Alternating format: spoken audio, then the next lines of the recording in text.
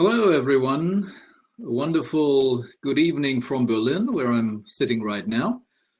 My name is Thomas Ilka. I'm the Regional Director of the Friedrich Naumann Foundation for Freedom, a liberal political foundation. And we are hosting tonight's session.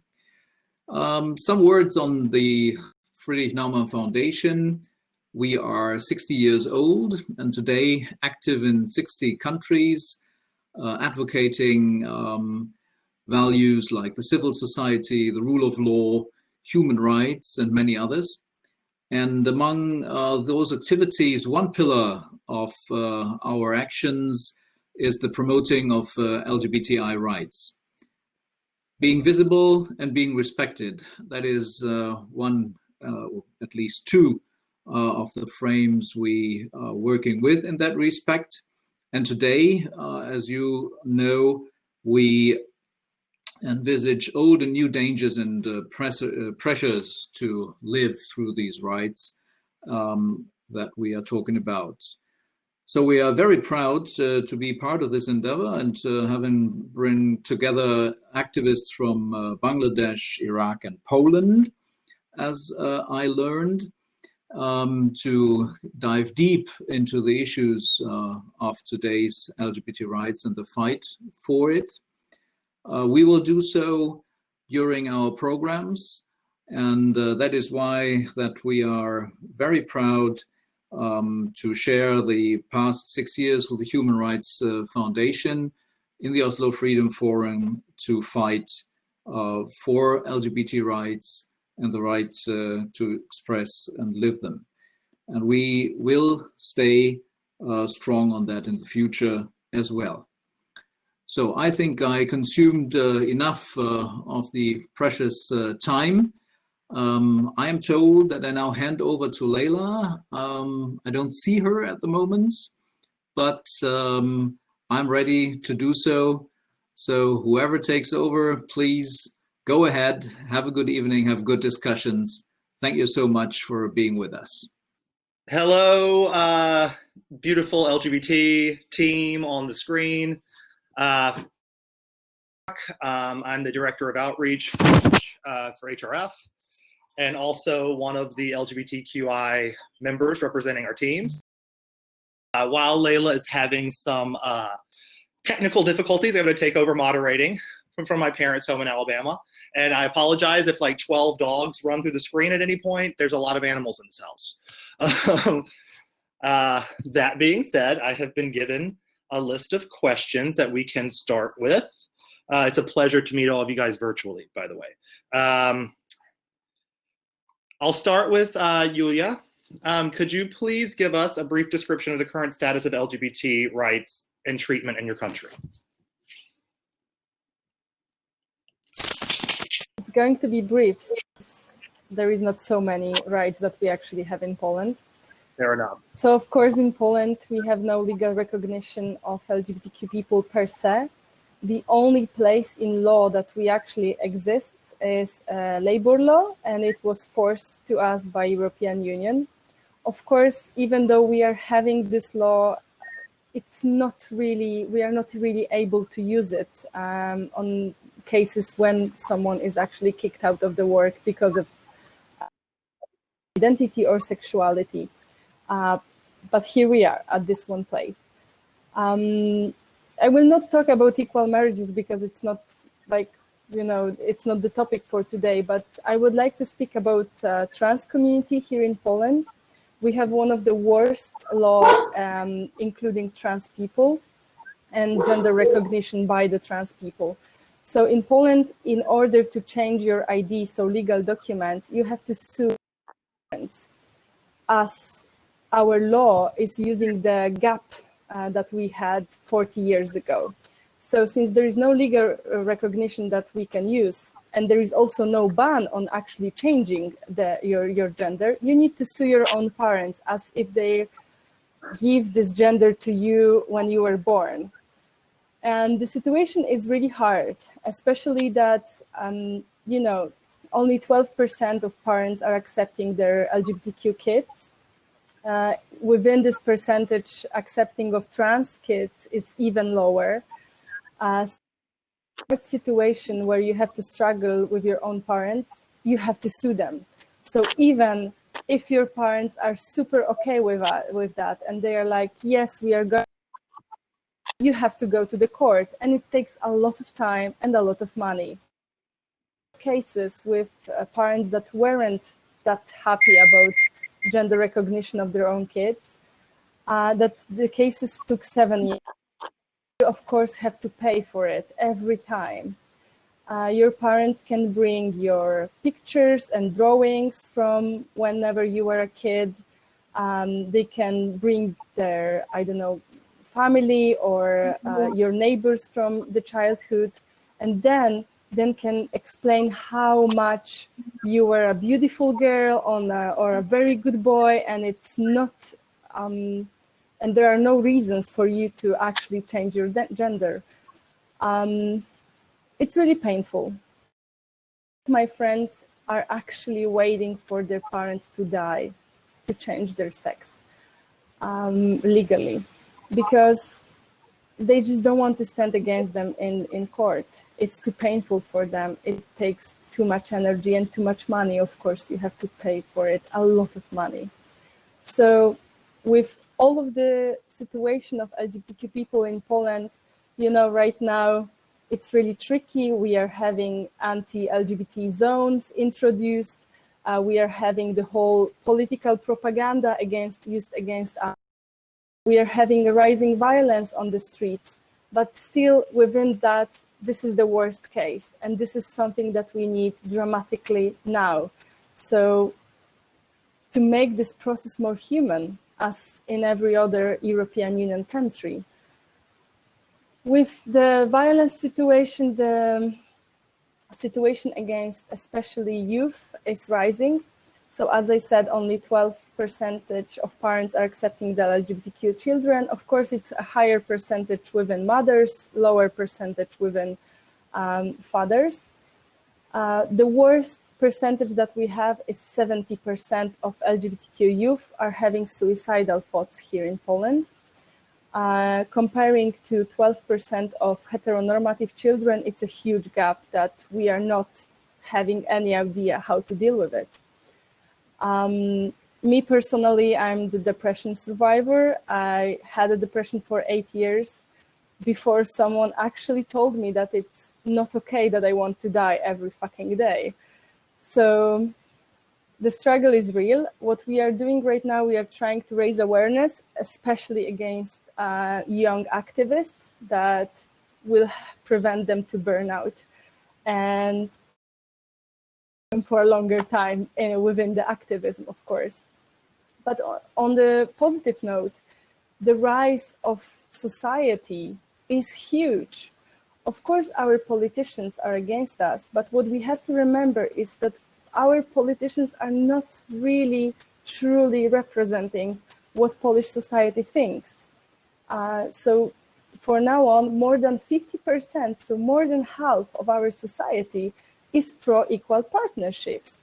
And a lot of people are getting more and more engaged. A lot of allies are getting more and more engaged to help us to support the movement. In 2017, we had 7 marches, equality marches, so something similar to Pride, but it's not about celebrating, it's more about fight. So we had 7 in 2017 and 28 in 2019. So within 2 years, the rise was huge. This year, we were supposed to have 32. Of course, COVID has stopped it. But what I love the most right now is that there are many local groups. Our movement is being moved from huge cities like Warsaw, Poznań, Krakow, to these really small local communities where the real job has started. And I'm passing the question. Thank you. Thank you. Is it Julia or Yulia? How do you? International name, so. Okay. Thank you for sharing. And yeah, I can say just a little bit my background. I come from Alabama in the United States, which is known for being probably the least progressive state in the union. Up until June, federal mandate completely legal to fire somebody for being gay, and the fight continues all over the place to be connected. Amir, we'll pass to you. Same question. Yeah. Just give us a little bit. Yeah, thank you. And I think, for Iraq, while we do not have laws that directly criminalize the LGBT plus community, the practices have been an extremely different story. So since 2006, there has been at least one annual killing campaign targeting LGBT plus people, led by armed groups and militias that are following certain religious and political leaders.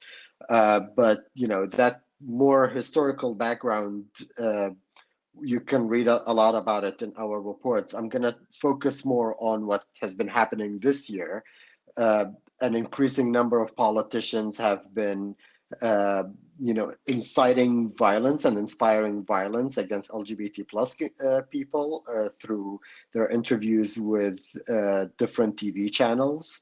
They rely on different misconceptions to misinform the public.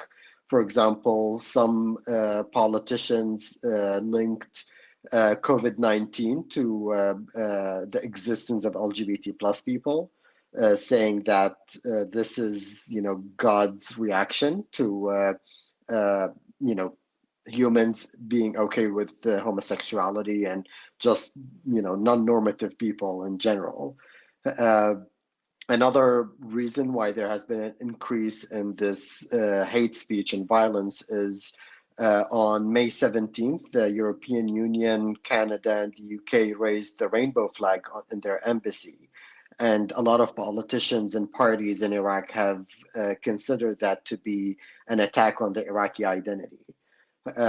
And they have, again, misinformed the public by saying that the Vienna Convention, which regulates diplomatic relationships, actually forbids embassies from raising any other flag other than their national flag, which is inaccurate because, as you all may know, embassies are international lands and they are not, national laws do not apply on embassies.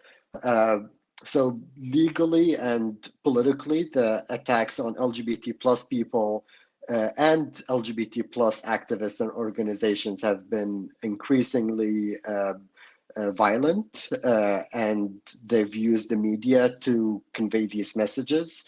So we just released a media study about a couple of months ago in June. And one of the, a few of the troubling findings has been the fact that they have used a homophobic or queerphobic word to describe LGBT plus people every 30 seconds in those shows that talked about LGBT plus people. And in those shows, again, only 13% of the time was dedicated to LGBT plus speakers, comparing to 87% of the time dedicated to people who are actively spreading homophobia and queerphobia through using words like mentally ill, terrorists, sinners, and other words to brainwash the public against the LGBT plus community. And given that we're in 2020, a very challenging year for everyone, I assume, especially with COVID-19 in Iraq, LGBT plus people have suffered an additional layer of discrimination and difficulties because, especially during quarantine times, a lot of LGBT plus people found themselves either having to quarantine with families that are normally abusive, or quarantine in temporary homes where whoever the host is, a lot of times threatening them that they either have to leave or they will out them to the police.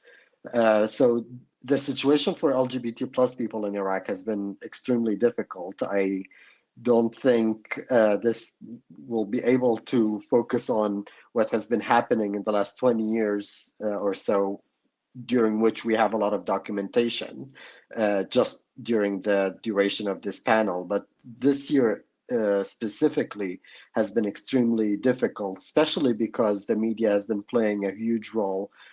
For example, in the study, one of the things that we've uncovered is that the coverage that took place in the last 5 years, more than 60% of it actually took place in the 6 months between November and May.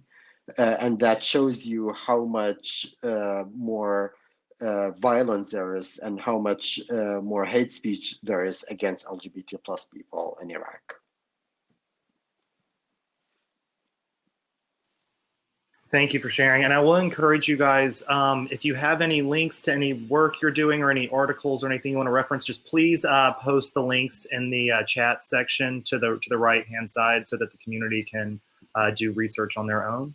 Oh my God, I really have so many questions, but I want first to get his perspective on this, and then we can get into it. All right. Thank you, Jim, for giving me the chance to talk about the condition in my country. I'm from Bangladesh, and we have this British colonial act called Penal Code 377, which criminalizes homosexuality in this country. And the context is like any kind of sex that is against the order of nature, that will be punishable, and homosexuality is also considered punishable according to that law. In our neighboring country, India, they have, got rid of this stupid act, but in our country, we still have it among us. The condition of our, LGBTQ community was the whole landscape changed by one, and people were actually, vilifying those who have been murdered. They were saying that this was the right thing to do because homosexual peoples are like, they're worse than, in some cases, they're worse than dogs, and they should be killed like this. So that was a watershed moment, and it kind of put everything at hold, and then eventually and slowly we started to organize and come up with new ideas, because we realized that it was not possible for us to go for right-based movement or even talk with government, because the government was very much clear about it, that anything that incites or any religious debate, they're not going to support it.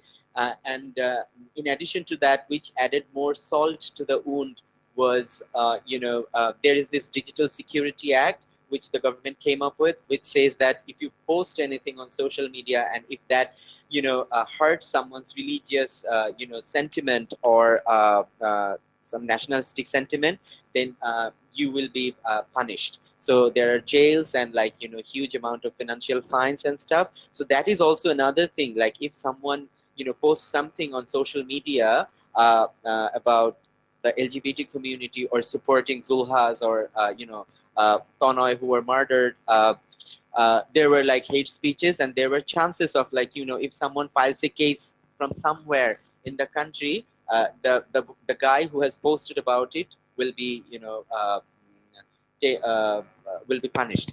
Well, after that, what happened is we had to wait for 3 years. Then back in 2019, we got to know that the police have finally came to know about the murderers, and they identified the group, the militant group, as Ansar al-Islam. I'm posting a link of the news which talks about the murder, as well as the police's charging the press sheet against those things. And after that, we don't have any further update about the case or what happened with that thing. So right at this moment, what we are doing here is we are trying to work more in the field of capacity building, trying because we badly need health screening programs here for LGBTQ people. We do not have any such thing here. Zulhas Mannan and friends organized one health screening program that is called Pink Slip, which was very popular for checking STDs and this kind of things. And ICT-DRB had one program that is called Jagori, which used to do a lot, which was very affordable, and anyone can go and get tested for HIV and get counseling, but that has stopped because there is no more funding. International donors are not interested to fund anymore since there are less number of identified HIV cases from our country. So yes, that is one thing. Well, in the transgender community, interestingly, the government has published a gadget saying that they will give voting rights for the transgender community. They will allow the trans people to get into the government jobs, and there are even private organizations, private companies, even RMG factories, ready-made garments factories, who are employing transgender women. There are a social acceptance of transgender women, which are commonly known as hijra, though that's more like a cultural term. So in that way, the trans women, they have more acceptance in the society, and even though they also lack in many ways, because most of the time they are abandoned by their family, they are being taken up by other trans people and being brought up by them. But there is this great organization called Bondhu Welfare Society who are working for transgender population for more than decades. So, in brief, I would love to answer more questions when asked. Thank you. Amazing. Thank you, Asif. I'm going to pass it over to Leyla in 1 second, because my brilliant friend, I'm so happy to see your face, Leyla. I've missed you desperately. And we can talk about this at some time down the line, but I really want to talk about why they find it politically expedient, why politicians find it politically useful to persecute LGBT communities, why that's actually, they see it as beneficial, and where the line, because I think we all come from somewhat religious backgrounds or countries that religion is very prominent. And I want to find out where the line between religion and politics kind of coincides when it comes to LGBT rights. But I'm going to bow out gracefully and leave it to the good doctor. But I'm going to be watching. Okay. Thank you guys. Thank you, everyone. Can you hear me? Can I just check if my sound is good? Okay. Apologize. Obviously, we live in this new world where technology can basically do this to you. So I apologize to my fellow panelists. My name is Leyla Hussein, and I'll be co-chairing, as you can see, after Jim has left. So I missed a bit of the early conversation. So I had a few questions myself that I really wanted to ask to the panelists. I think you gave a sense of the countries that you are in already from what I've heard. But I think it would be good. I think sometimes you guys are activists. I think people forget you are actually human beings. And I think it would be good to maybe briefly describe, the dangers that you're putting yourself in. I know as activists, you're seen as these big heroes, but maybe it would be good to hear from each one of you, what kind of dangers are you actually facing when you are at the front line of this work? Maybe Amir, I'll start with you.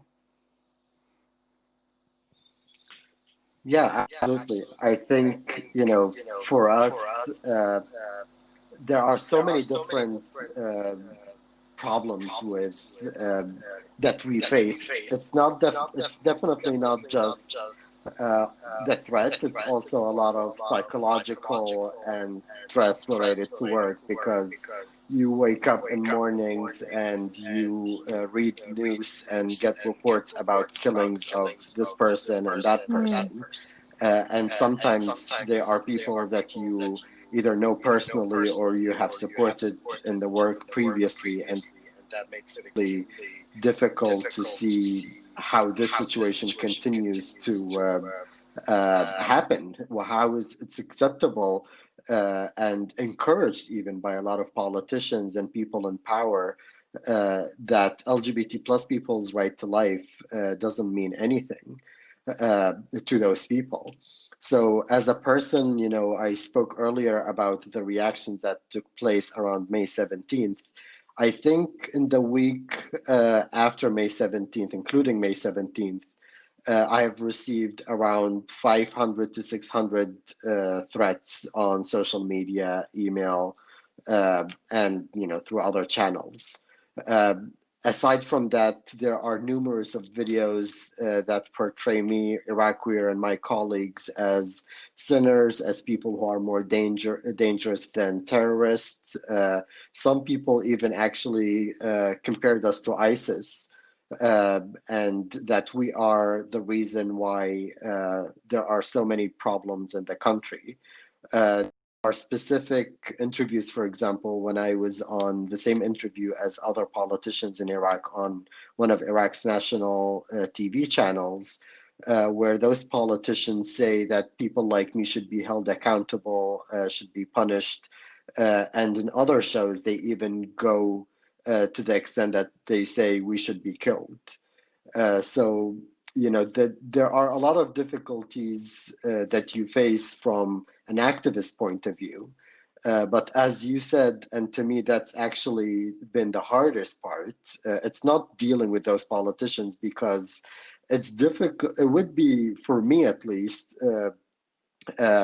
it doesn't make sense for me to be annoyed or impacted by the opinions of people that I think are very ignorant. But it's extremely difficult for me to cope with the personal aspect of the work that we do. The fact that I haven't seen my family, for example, for 4 years. On days like today, for example, which coincidentally is my mom's birthday, I cannot be with my family. Or on days when, we lost my grandmother, or a friend or one of my siblings was getting married or giving birth. I've been in Sweden as a political refugee.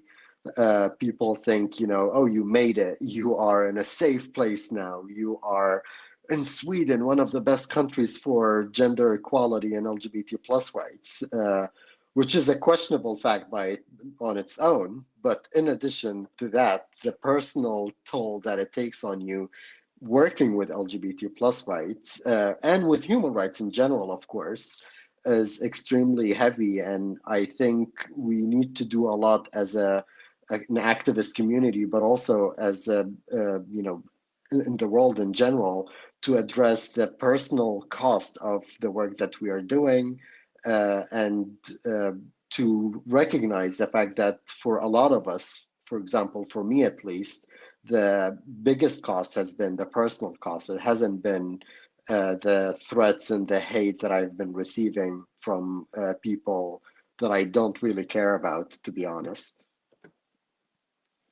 How about you, Gilliam?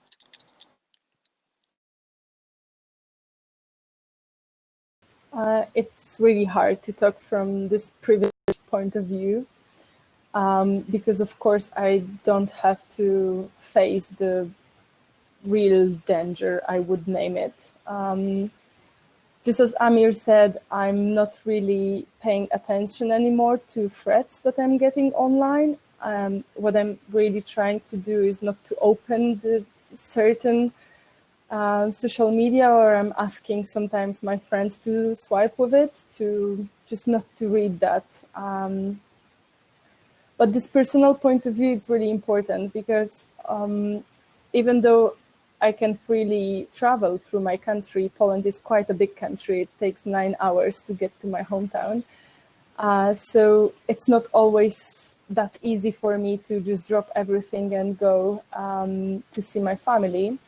When I started my activism, I was really not paying that, and I learned my lesson. Now I'm really trying to kind of balance the time I'm spending with my family and the time I'm pushing to the activism. What we are being scared right now, I guess, is the uncertainty.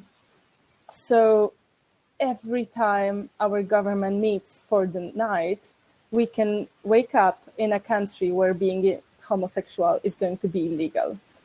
There is a public law right now that is that the signatures are being collected for, and it's going to ban the existence of homosexual people within the public space. So it's quite similar to the law that we are having in Russia. And someone asks about how the politics is connected with the church. So to answer partially to that question, the signatures are being collected within the churches. So this is how it is connected. I mean, the biggest threat right now for me is to be beaten on the street. I'm not really that scared about that, although I really like my face. I'm more scared about my family and my close people. I'm scared about my girlfriend because when I started my activism, I knew what I'm going to deal with. Like, I was going through it knowing that I'm going to piss some people off. But my family and my friends and my girlfriend, they didn't make that choice.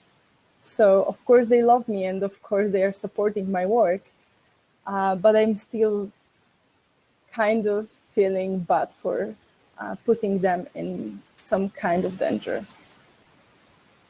Asif, how about you? Asif, are you still there? Yes, I'm still here. Okay.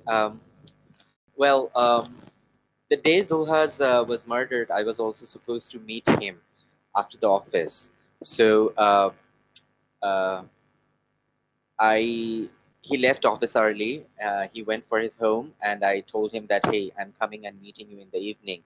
And an hour and half an hour after that, I got the news from a friend that there were attacks in his house. So if I were at his place that evening, probably I would have also been murdered. Or there was one friend who could, flee away from the situation, and that person, just imagine, like, people are being hacked in front of your eyes. So imagine what kind of mental trauma that exposes on you. So what happens is this kind of threat or this kind of scars, they stay with us. Right at this moment, the thing that we face is, like, whenever someone is posting something on Facebook, or if there is a news, because the media is not sensitized at all. Sometimes the media comes up with clickbait newses, because it gets more clicks, it gets more comments, and we see that numerous hate speeches start pouring in. And a lot of our friends have received threats, and what we fear now, that maybe even before we are punished by the state law, probably we will be we will face some kind of lone wolf kind of attack by someone who believes that it is their religious responsibility to execute us and make the world a better place. Because when Zulhaz was murdered, there were even comments, vilifying that his mother, who was present at the house at that time, she should also have been murdered, because she had done this crime of giving birth to a son like this. So that is the kind of hate we have among people. Well, while Zulhaz personally believed that LGBTQ people should express themselves, because a lot of time common people hate them because they do not know about them, right? And that is why Zulhas came up with the magazine, or whatever activities he had, or activism he started, because he thought, if we let people know about who we are in real life, we are, then maybe they can get rid of all the wrong notions they have about us. But we saw, like, sometimes, because of the religious dogma, or because of illiteracy, people are very rigid, very much head fixed. So so there are threats of being attacked, but at the same time, what I personally feel that there are many people in outside Dhaka, which is the capital, maybe in a village or maybe in a remote district. They do not have peers to talk to. They do not have friends to take counseling or suggestions from, and they are exposed to starting from STDs to starting from mental depression to and every year we hear one or two suicidal cases among our acquaintances or friends. So yeah, the threat is there, either being killed by religious fanatics, or being killed by depression. That's it. Thank you. Thank you so much. I think for the audience, it's important to remember, these are activists at the forefront, and sometimes we glamorize activists. And I think it's important for people to see there are actually human beings who are really in danger, not just physically, but emotionally and socially. I think it's that, hence why I asked that question. So we must be really mindful when we talk to activists about their work, that we do ask about what kind of personal risk they're putting themselves in. I mean, obviously, my next question would be, what do LGBT communities expect from their national and regional governments? And what do you expect from the international community? Julia, maybe I'll start with you. Thank you. So that was here earlier, how even Poland got to European Union. Simply, no one asked. No one asked about the state of LGBTQ people in 2004 when we get to European Union. Right now, it's something obvious. A lot of countries are moving forward or being forced to move forward to actually get access to European Union. 16 years ago, no one was really caring that much about our situation. And the case is that everything that's happening right now in Poland, of course it would be happening, but the case is it would be much, much easier for us if we only got a law about the hate speech, so the hate crime and hate speech against LGBTQ people. Something that even Serbia is having, so the media cannot spread lies about LGBTQ people. What is happening currently this day in Poland is that we are having a car that is driving around with a huge speaker saying that LGBTQ people are pedophiles, 70% of them are having HIV, they want to kidnap your kids, rape them, or change their sex. And people believe that, because if you are living somewhere in a country where the church is having a strong influence, and for the whole life you've been hearing that LGBTQ people are bad, then when someone is saying to you that there are like scientific evidence that they are really bad, you are believing it. You're like, yeah, of course, true that. So what we are facing right now the most is fake news and misinformation used by media. They are, of course, using the unfamous scientific work of Paul Cameron that is being used in many, many other countries. The case about the European Union right now, which makes me angry, is you are asking how is it possible that we are still prosecuting LGBTQ people, because there was no strong reaction to that for the last 2 years. The first strong reaction that we got was 1 week ago, when there was this huge speech and the MPs were colorful clothes to make the rainbow flag. But these are just words, simply. Again, these are just words. The first actual threat that we got from international community was when Norwegian funds declared that they are not going to support programs within the LGBTQ free zones. And this actually did something. One of the places actually withdrew the LGBTQ free zone just because they got scared. There are millions of euros that they could lose. And I guess the money is the only language that right now we can use. So what can international community do is to actually take action. I love to hear the nice speeches, and we love the beautiful pictures that we are getting. It's also really important sometimes, especially if you are an activist and you're fighting every day to see something beautiful and nice. But what we really, really need right now is fines and punishment for our government for what they are doing. What we need right now is cut of the finances for some of the projects. What we need right now is to push these finances to non-governmental organizations that are actually helping, that are actually doing the job. What we are struggling the most right now is to provide psychological help for LGBTQ people. What we are struggling right now is to pay for lawyers because, of course, right-wing politicians and right-wing activists are suing us for what we are doing. And it's not that we are going to lose in court, but the money that we have to spend for fighting, it's huge. So what I would say we need right now is a real solidarity and strong solidarity. And I'm finishing, it's the last thing. When the LGBTQ free zones were introduced, some of the twin cities of these places decided, okay, we are dropping the cooperation. You are never going to see us again because you are the homophobes. Fine, great, but it's not doing the job.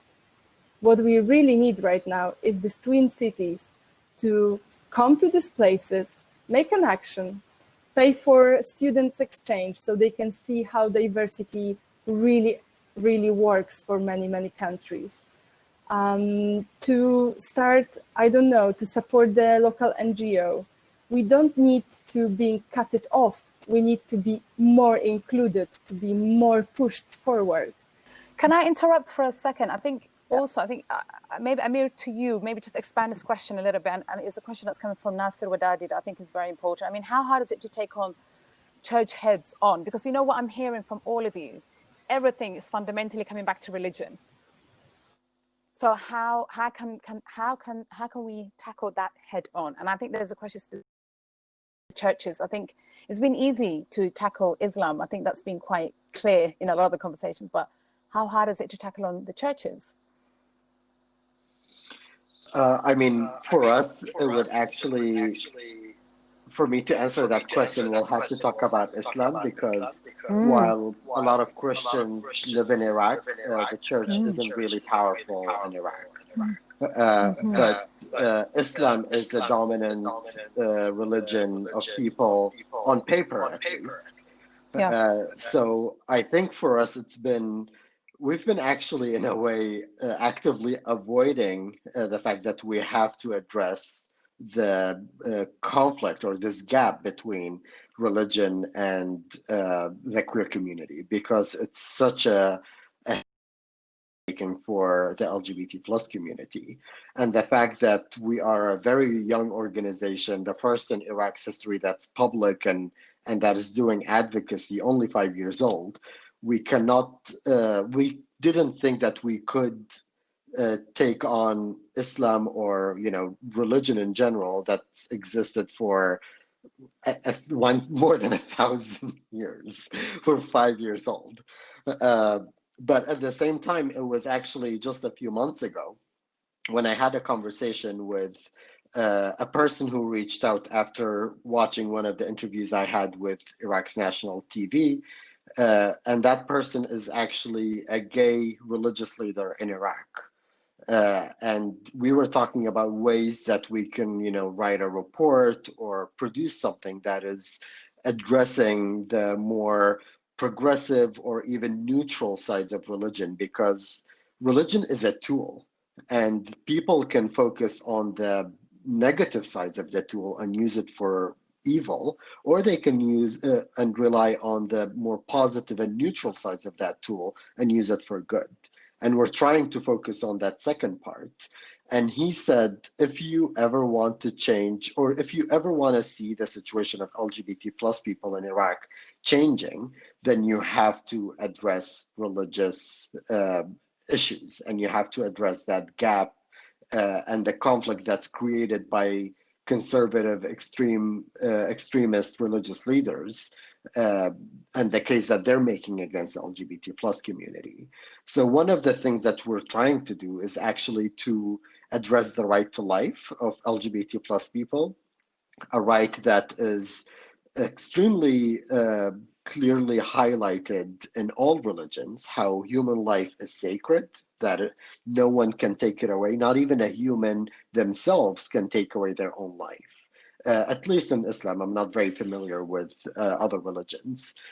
So we're relying on this, if you are all Muslims, if you follow religion, and if you believe in God so much, Why are you going against God's words and killing people when everyone is God's creation? So we're focusing on this, and we're definitely trying to work with this specific religious leader to do more comprehensive, religious advocacy, basically. And the other aspect of that, which is something that we believe in, and that is the separation of state and religion. And for that, we have been trying to, put pressure through the international community and through some more friendly or neutral politicians inside Iraq. Obviously, the local or national advocacy is taking place behind the curtains. No, it's not public. But we're telling them that the right to life is guaranteed and protected under Iraq's national and international legal obligations. And that is actually something that even Iraq itself, the government, recognized the right to life for LGBT plus people in several of their submissions to the UN. So why are these reports that are submitted to the UN not reflecting on the reality nationally?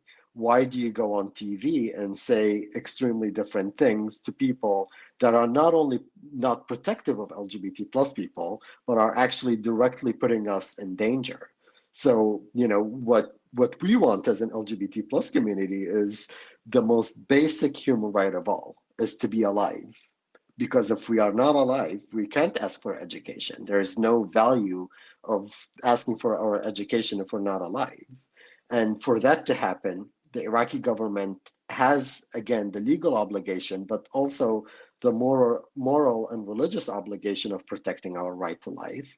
And international governments and communities have the obligation of putting the pressure on Iraq, because we can't ignore the fact that all this criminalization of homosexuality in Iraq, at least, was a legacy of the British colonizing Iraq.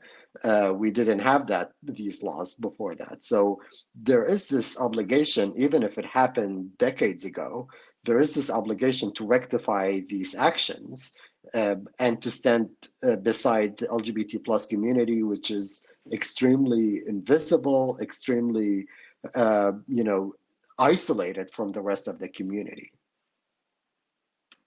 For that, the Rights Foundation is a very diverse community, people from different backgrounds, political views. And I think that's what's so special about this particular platform. I think as activists, this is a really great opportunity to maybe say one or two things that you might need from this community to ensure your work continues better. So maybe Asif, I'll start with you. What would you ask for this community in terms of supporting your work? Thank you.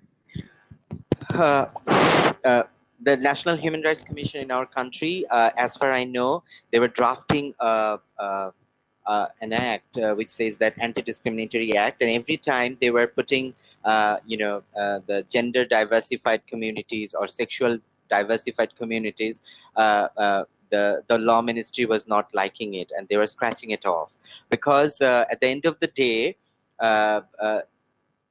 no one wants to, incite any kind of provocation among the religious leaders. So interestingly, like 10 years ago, Bangladesh was not like this. People were more, compassionate about it. But now, with the help of digital media, the religious preachers, they are posting a lot of new videos, and a lot of these videos are, very much anti-feminists. These are, in many cases, incite violence against people of other religion, and of course against the people who belong to the homosexual community or LGBTQ community. Interestingly, I mentioned about Bondhu Social Welfare Organization, which is working for the rights of transgender community. They have a successful example of sensitizing the the imams, the religious leaders who behind whom we say our prayers in the mosques, and they had discussions with them, and they kind of sensitized them. So I think there is one way the human rights can probably start talking with the religious leaders, make them understand and sensitize about the issues, because in any way, if these preachers stop at least preaching hatred against the homosexual people, that will be one way of making people understand that it's not their sole responsibility to kill or beat up a homosexual person on the street. On the other hand, a lot of time we have seen that international community, they publish news or reports without digging much about the local country context, which kind of puts the local community people or activists in danger. Because sometimes human rights organizations around the world, they ask for other countries to put pressure on the government, and that kind of embarrasses the government, and then the government also retaliates in a wrong way. So my request would be to to the human rights organizations to do proper research and try to reach out to the volunteers or the leaders of organizations. Some of these might not be registered, of course, because of the government law. They cannot register because of the existing laws. But if they get proper research done and reach out to the people and listen from them how to represent their case before the international community, I think that would be helpful, and that will have a far-reaching effect. Thank you. Thank you, Asif. Julia, yes, and please keep it brief because I've got another I want to ask you guys before we log out. I guess what we want here in Poland is actually the international pressure. Beside, the differences between Bangladesh, especially in Poland, we are the part of the European Union, and what we need more is to international countries, international organizations to push us forward, to move our rights within the, let's say, European Union. I wouldn't say that they need to have like a super research, and there are here in Poland that are speaking English. It's not the 12th century in Poland. We are quite cosmopolitan. So what I would really like to see is more of a push, but also more cooperation. So there were many voices from different countries saying, oh, we should just leave Poland out of European Union and we will move forward. No, because as you can see within this platform, within this panel, everyone is struggling with the same things. Of course, some of them had it brought by British, some of us, we have it by our own, but we are still fighting against the same radicalization and the same usage of a religion against us. How about you? I mean, it's such a complex issue. If we're going to ask the international community or just Human Rights Foundation's community to support, it's going to be about 3 hours to list everything. But the most important thing for us is to continue putting pressure on Iraq plus people. So every single meeting, every single convention, event that takes place where Iraq's human rights record is under review, we need them to talk about LGBT plus issues, because if they didn't, no one will. The Iraqi government doesn't really listen to us. We don't engage directly with the government as much as other LGBT plus friendly states do. Aside from that, I think, and it's a cliche, but funding is a huge problem for us. And we've noticed that a lot of LGBT plus friendly governments, especially this year, have been rethinking whether they will be able to support LGBT plus rights because of COVID. And obviously, COVID is such a huge thing that the world is facing. But what LGBT plus people are facing is also directly related to our right to life. We don't think it's less important than COVID. And in fact, if hopefully we're gonna have vaccine for COVID at some point, it's not like we can have a vaccine for homophobia and just end that. This work needs to be sustained, and for that, we need money. We can't go to the Iraqi government and ask them, we're an Iraqi organization, give us money. So we are forced to rely on more progressive countries. But there are also things that those countries can do within their own borders, and that's to address the problems that LGBT plus asylum seekers are facing. In almost every country that I'm aware of, LGBT plus asylum seekers are facing a lot of discrimination. They are asked to prove their identity, and that's one of the very offensive and problematic things that we face. Because I'm a refugee, again, a political refugee in Sweden. I've been through this process. I know how problematic it is. We've supported a lot of people who've been through this process in different countries. There are a lot of things that you can already do in your respective countries, in addition to the support that you should be giving to the LGBT plus community and the movement in general. Thank you, Amir, for that result. I was going to ask on all of your behalves. I think absolutely key, especially to you guys personally, because I know as an activist is a very difficult position to be in, and I know you can't even go and find your own job because people don't want to hire you because you're at risk. You're putting them at risk. So I cannot stress that enough to the community who have logged into this panel.